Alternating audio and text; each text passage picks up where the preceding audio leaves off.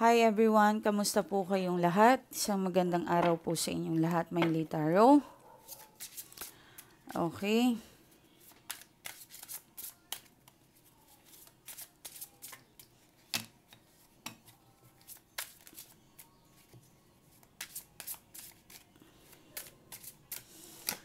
Wow, Four of Wands. Ito ang energy ng person mo. Okay, so sa may something talaga itong sinasabi yung gusto niya makipag-ayos sa'yo. Parang parang nawala na yung tiwala mo kasi sa kanya. Yun ang parang nasisense ko. Tingnan natin muna. Huwag tayo magmadali. Okay. May pumipigil. Bakit? Okay.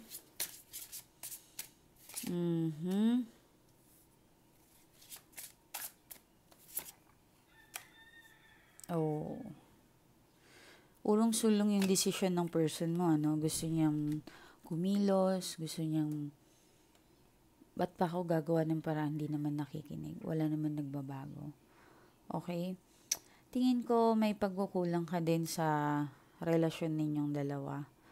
Nandyan na siguro yung parang masyado kang mahigpit, masyado kang selosa, through financials na parang may something talaga. Okay.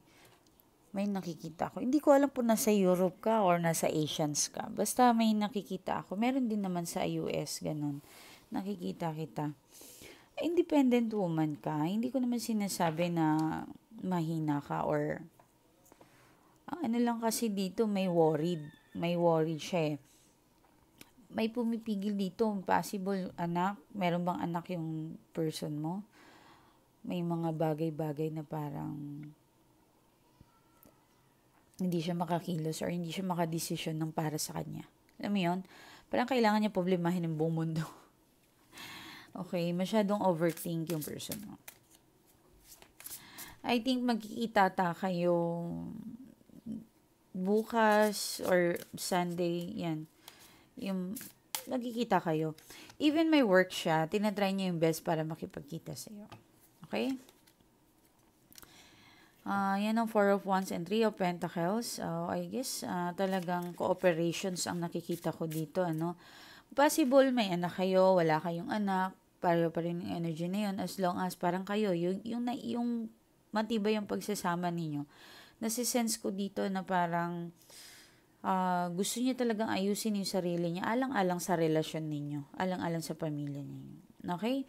Maybe you're dealing with a person na malayo, long distance, umuwi to, talagang tinatry niya yung best niya. Pag hindi naman siya umuwi, possible na may nakikita ako parang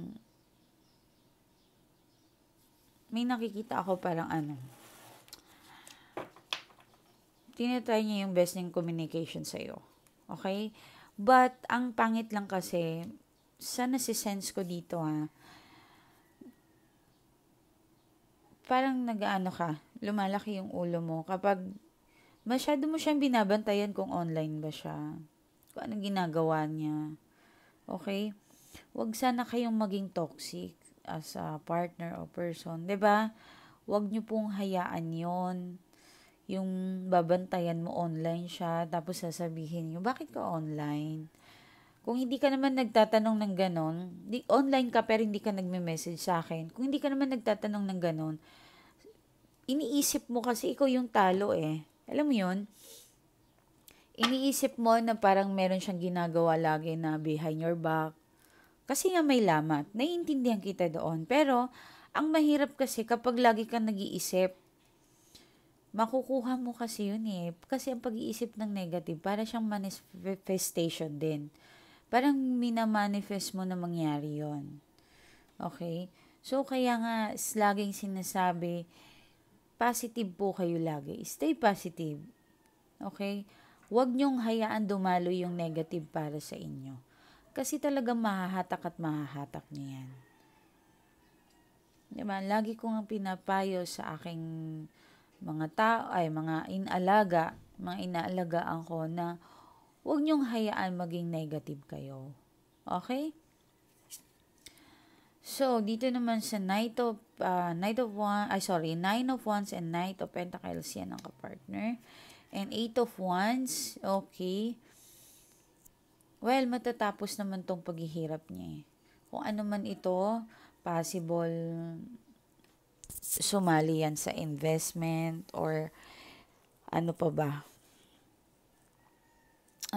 Meron siyang ginawa, project, hindi nahirapan siguro ito sa kakaantay, and nakikita ko parang may plano yung Diyos sa kanya. Okay? Kasi nag-effort naman talaga yung person mo sa iyo eh. Nakikita ko naman na nandun yung love. Kasi nandyan si Ace of Cups. Katunayan, umiiyak pa ito sa iyo eh. Nagbebeg pa ito sa iyo na ayusin. Nandun yung takot. Natatakot siya minsan na parang baka lalakas yung loob mo na iiwan mo na siya. Nandun yung takot na baka one day, ikaw na ito yung nagloloko. Nandun yung takot na baka ikaw na yung magloko. Okay? Nandoon. Possible. Okay. So, kung third party po kayo, kung may third party po kayo, may selos na nangyayari. If ever itong nanonood ngayon sa akin na ikaw ang may kabit, hindi kasi ikaw lang ang nahihirapan din itong tao na ito na tanggapin yung sitwasyon ninyo. Okay? Mahal na mahal ka ng tao na ito, kaso yun nga yun ang sitwasyon ninyong dalawa eh. Okay? So, alam kong mabait yung person mo, maalaga, masipag, biglang nagbago, biglang oops, bakit parang may something. Yan yung nakakatakot kasi na yung pag-explore nila, nakakatagpo sila ng masamang babae or masamang lalaki.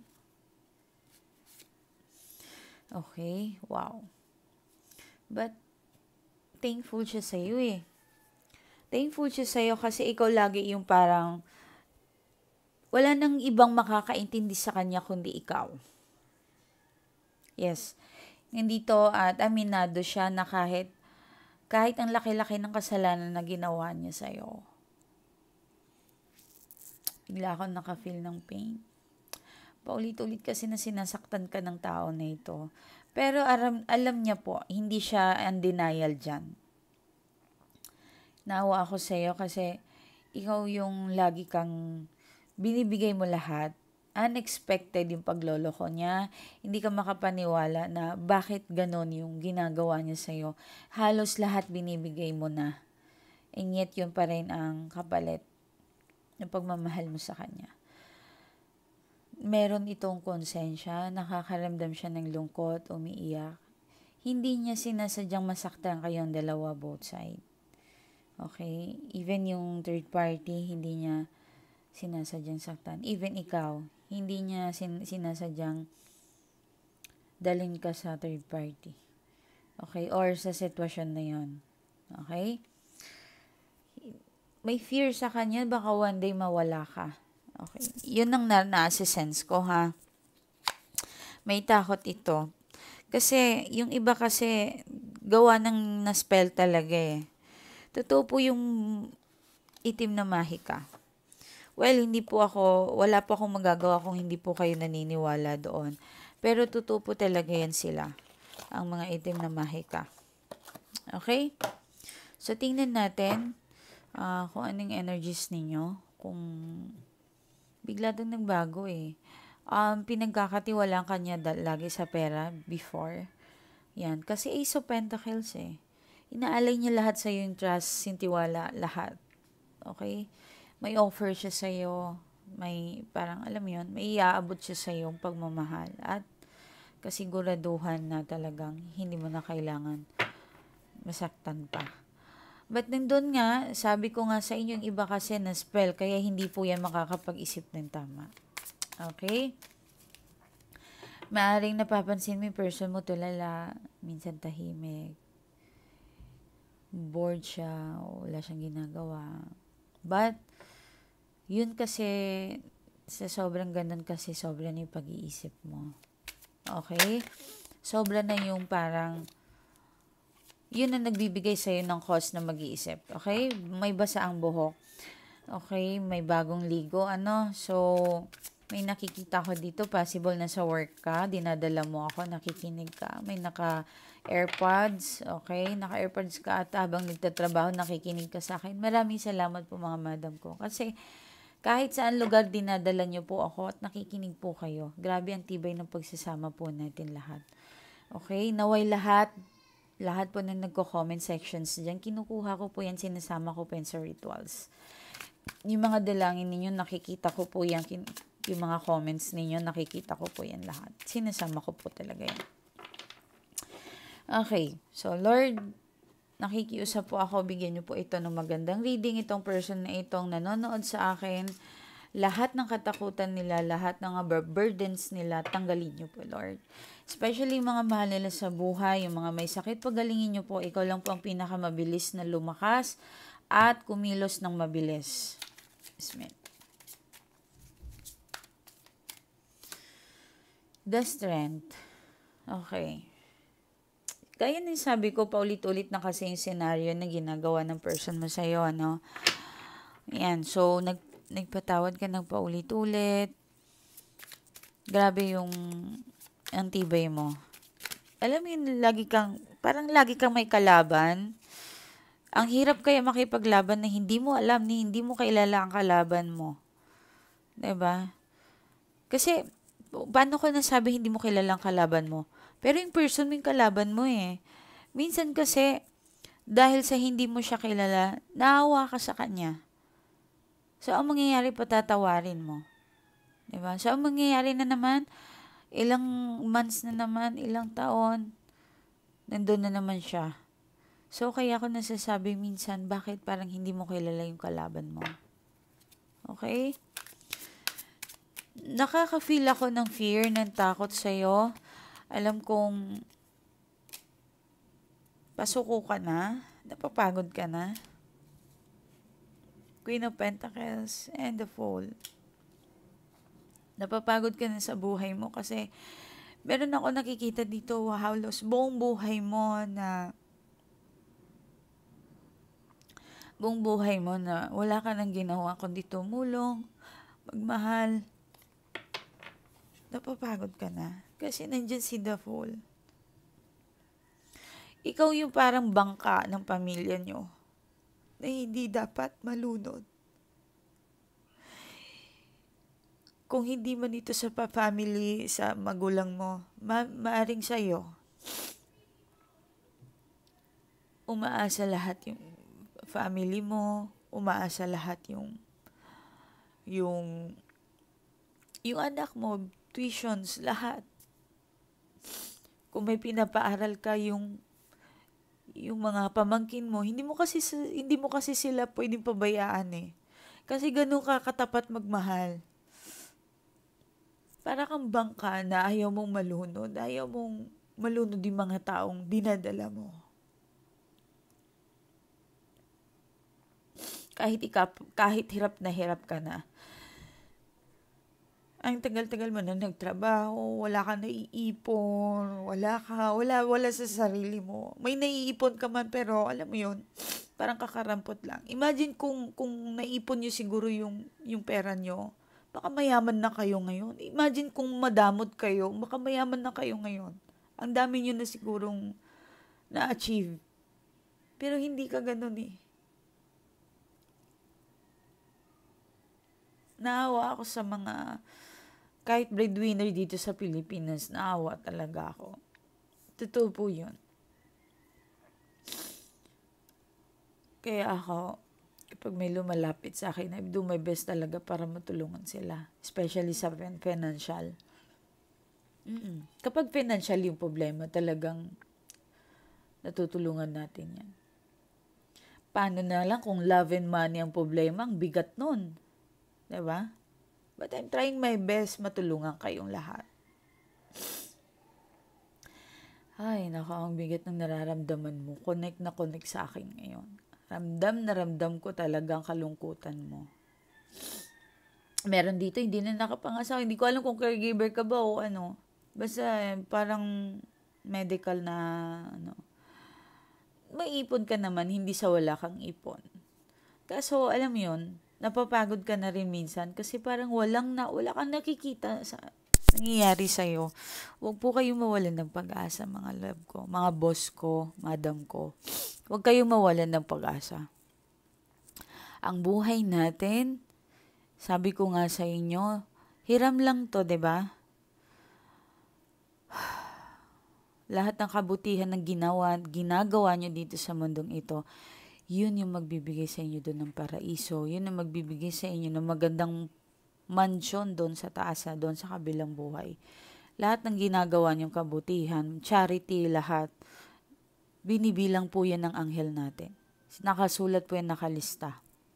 Hindi po kayo makakalimutan. Kaya itanggalin ninyo yung mga kaartehan ninyo, yung mga kasamaan ninyo, yung mga, ano ba yan, yung mga social na wala naman. Nakapangasawa ng mga Amerikano, hindi na marunong magtagalog. Ang arte na, 'di ba? Marami akong nakikitang ganon. Wag po kayong ganon. Hindi ikaw yan. Hindi ikaw yan, promise. Hindi ako naniniwalang masama ka. Nakaasawa ka ng mayaman, tumaas ng ego mo, tanggalin mo yan. Wag na wag kayong magpapadala ng demonyo ng pera. Okay? Lagi po kayong, pag may kaya kayo ngayon, may pera kayo ngayon, laging babaan yung sarili ninyo. May nanonood sa akin mga artista, mga anong, kasi dahil sa pagtataro nila, napapadaan na sila sa akin. Ay, alam ko may problema kayo ngayon. Ang daming artistang nakasali sa mga investment na nangyari sa, hindi ko alam kung napanood nyo yun, di ba? Oo, kaya nandito sila sa taro ngayon. Gusto nilang makita, no? Kung ano yung kahihatnan ng nangyari sa kanila. Ang daming investment na nakain ng pera. Sobrang dami. Okay? So, hirap nga syempre. Mahirap talaga. Sige.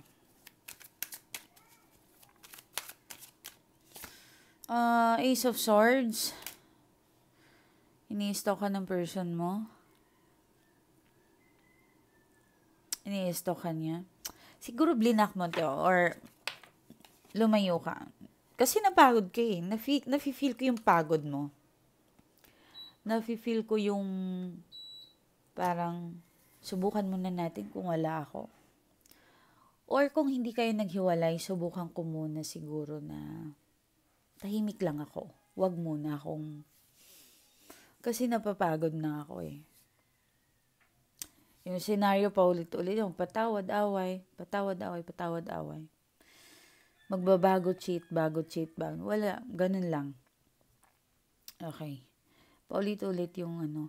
Minsan kasi, pag nagbabago yung person natin, kayo, what I mean is kayo yung may problema. Kasi bakit masyado nyong niyayakap yung alamat, yung sinasabi natin. Dapat kasi itapon nyo talaga yan. Makinig kayo sa akin. Kapag kayo nagpatawad, dapat totoo. Huwag kayo makipagplastikan. Kung ayaw nyo masaktan, magpatawad kayo ng totoo. Okay? Kasi kung nagbabago yung person nyo, tapos kayo ang hindi nagbago, wala din. Wala rin mangyayari yun. Okay? So, tingnan natin kung ano pa, anong yung the strength na to. Ano yung sinasabi ng ano. Bigyan nyo po ng magandang kalinawan. Itong nanood ito. Kasi sobrang heavy niya dito. 8 of Cups. Lagi mong pinaglalaban ang relasyon ninyong dalawa. Ikaw yung matapang, ikaw yung makapit. Yan ang gusto ko. Kasi kung mahal nyo talaga yung person ninyo, huwag kayong basta-basta sumuko. As long as hindi kayo sinasaktan, binubugbog. Well, pag ganyan kasi may mga client ako ganyan na sinasaktan daw sila. Tapos, syempre, nagbabago kapag nagpapaalaga sa atin. Unti-unti na yung magbabago. But, syempre, in good faith dapat kayo. Malakas dapat ang paniniwala nyo sa atin. Okay?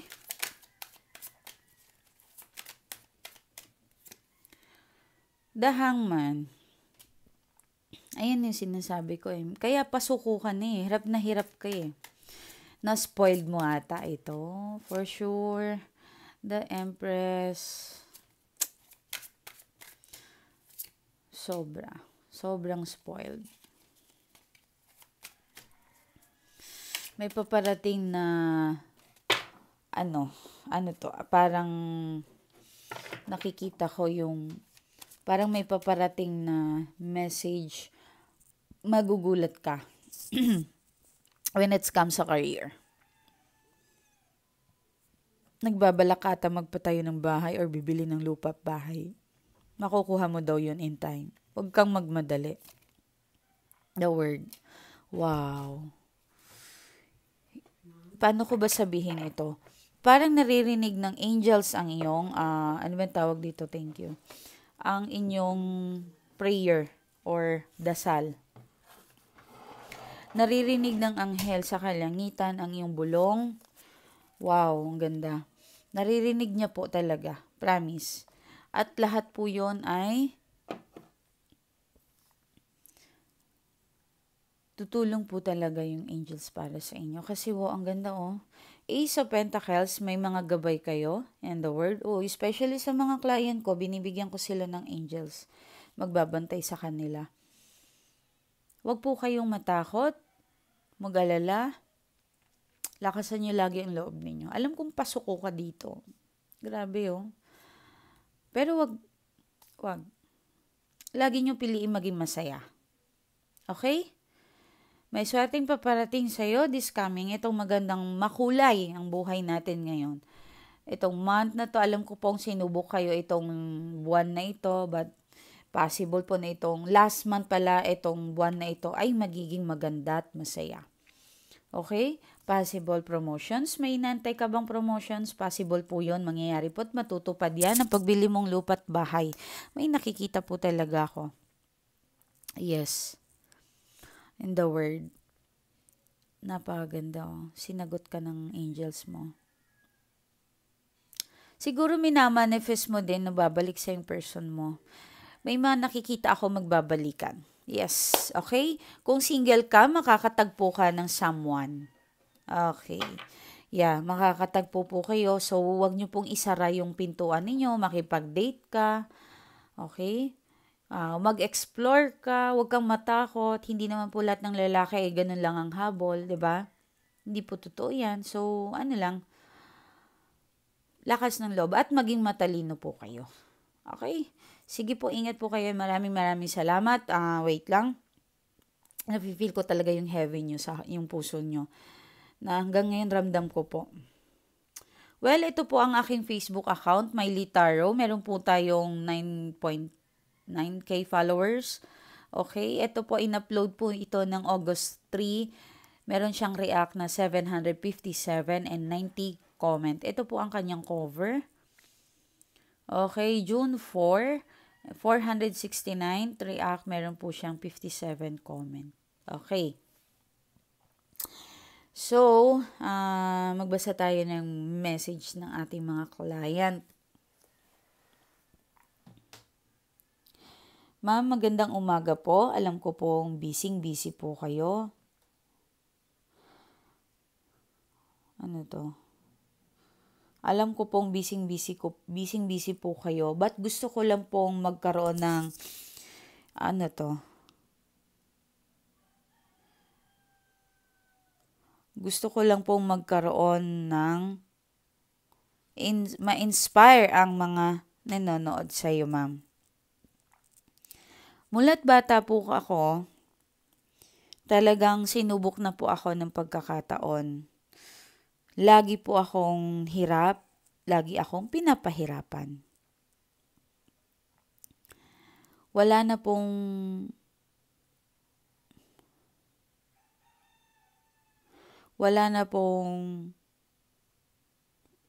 po akong maalala na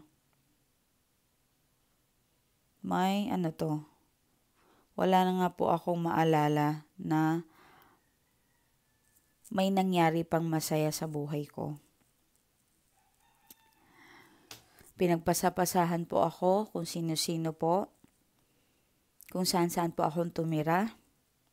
Feeling ko nga that time para akong hayop na walang tumatanggap sa akin. Para akong may sakit na pinandidirihan ng mga kamag-anak namin.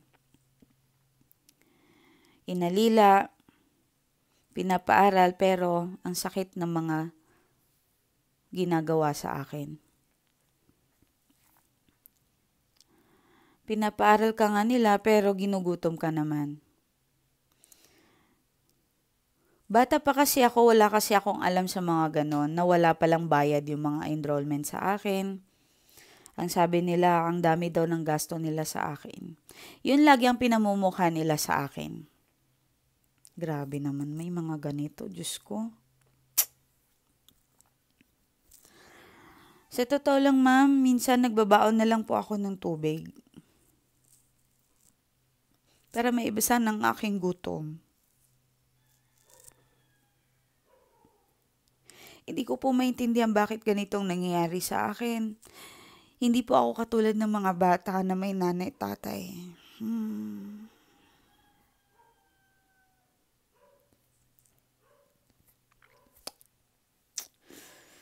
Naalala ko to si ma'am. Actually, maraming nagdumadaan ng mga bata ngayon nahihirapan. Nakakaawa kasi wala silang magulang na tumayo para sa kanila. Sana, nananawagan po ako, sana kung may mga kapitbahay po kayo, makita na ganito ang sitwasyon, ambagan nyo po ng blessings ninyo. Maawa po kayo. Kasi musmus pa sila. Musmus pa sila, hindi pa nila alam ginagawa nila, hindi pa sila marunong magtrabaho para may pangtusto sa bahay nila, ayos sa sarili nila. Eto si ma'am, tumira siya sa iba't ibang kamag-anak, pero sinasaktan siya daw. Yun ang naalala ko sa kanya.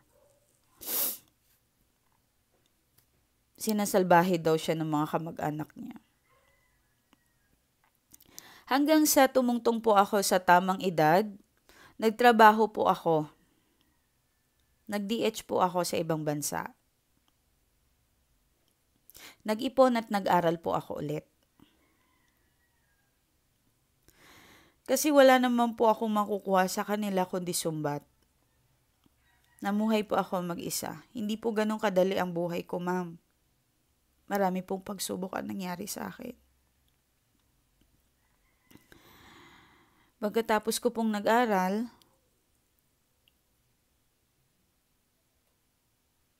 nahirapan naman po ako ng paalis.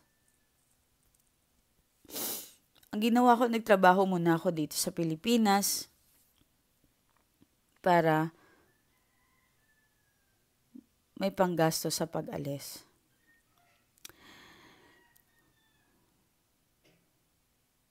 Wala akong ginagawan time na yon, nanonood lang ako ng YouTube. Nakita kita at sinubukan ko mag-message sa iyo, ma'am. Hindi ko alam kung anong naramdaman ko nang bigla ka nag-reply sa akin. Sa tagal ng 3 weeks ako nag-antay ng sagot niyo, ma'am.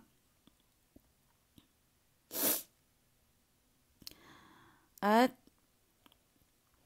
para akong batang iyak ng iyak. Para sa akin, hindi ko kayo kilala, pero nakahanap ako ng kakampi sa katauhan mo, ma'am. Excited po ako makapag-reading at makaharap ka. Makulit ako nun. Kinukulit kita. Kasi gusto kong magsumbong sa'yo. Dahil sa kakulitan ko, natarayan mo pa ako. Kasi pasensya na, ma'am, aminado naman ako na paulit-ulit ang tanong ko sa'yo. Pero hindi po ako sumuko, ma'am. Hanggat sa pumayag po kayo na makita kayo in person. Ang lakas ng kabog ng puso ko, ma'am. Nawala po yung hiya ko sa inyo. Sa gate pa lang umiiyak na ako. Hindi ko po inaasahan. Pagharap mo sa akin ay napaiyak na ako. Niyakap mo ako. Tinanong mo ako bakit anong problema. Kumalma ka. Mag-usap tayo ng maayos para makapag-reading tayo ng maayos. Maraming salamat, ma'am, kasi pinalakas mong loob ko.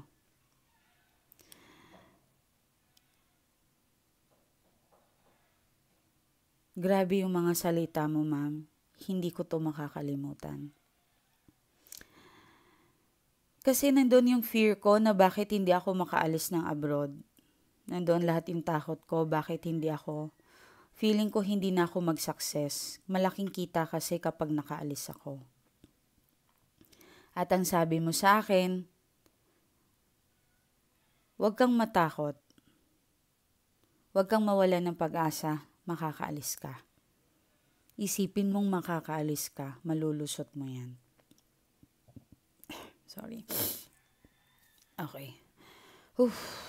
Naalala ko to si ma'am. Nakakaawa to. Ito yung, ilan lang naman yung client ko na walang pamilya. Lumaki na mag-isa. Pero nakakaawa to. Sobra. Ma'am, isang araw, tumawag po sa akin yung agency na ina-applyan ko. Maganda raw ako. Kasi magme-medical na ako. Grabe kayo, ma'am. Ang tagal ko pong ilang buwan na nag-antay. Biglang nagsabi sa akin na tanggap ako.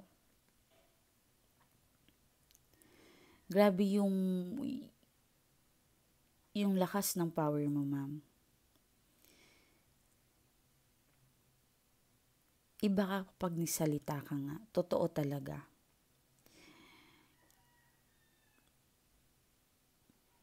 Nakakaya man sabihin pero pang 10 apply ko na po yan palabas pa ibang bansa. Pero wala pong nangyayari. Matalino naman po ako. Alam ko naman po ang ginagawa ko. Pero sadyang kinakapitan ako ng malas. Totoo yon. Meron taong masipag, matalino. Pero sadyang minamalas po talaga. Totoo po yun. Okay. Ma'am, masaya ko pong ibabalita sa inyo. 2 years na po ako dito sa ibang bansa. Hindi mo na po ako nagparamdam sa iyo kasi gusto kong maging proud ka sa akin.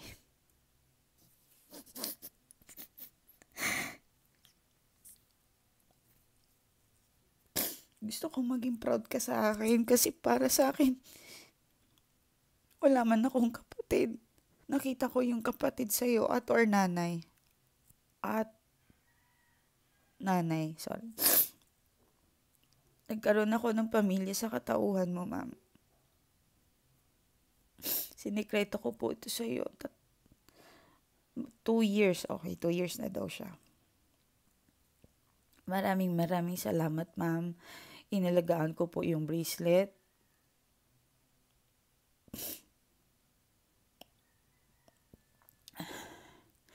Pag-uwi ko po, ma'am, talagang hindi kita makakalimutan. Totoo palang sinabi mo sa akin na makakabili pa ako ng bahay ko at sarili kong lupa. Gusto ko maging proud ka sa akin, ma'am. Nangyayari na po yun. Gusto ko pong magbalita sa iyo na success na ako, ma'am. Sa lahat ng nang-api sa akin, gusto kong patunayan sa kanila na hindi sila tama. Na sinasabi nilang hindi na ako makakaalis, wala na akong pag-asa dahil bobo daw ako. Hindi naman bobo to si ma'am. Accountant to eh. Oo, accountant to. Kaso nga lang, ang dami niya kasing ina-applyan, lagi siyang rene-reject. Ah, ay nako, ayun, masaya ako para sa'yo, ma'am. Huwag kayong mag-alala. Sa mga, basta malakas ang loob ninyo, hindi ko kayo pababayaan. Hindi. Okay? So, wag po kayong mawalan ng pag-asa talaga. Wag na wag. Lakas ng loob. Maniwala kayo sa sarili ninyo na kaya ninyo yan. Okay? Sige po, ingat po kayo maraming salamat. Nakita nyo naman yung YouTube, ay yung Facebook ko, doon nyo lang ako i-message. Kaya mo yan ha.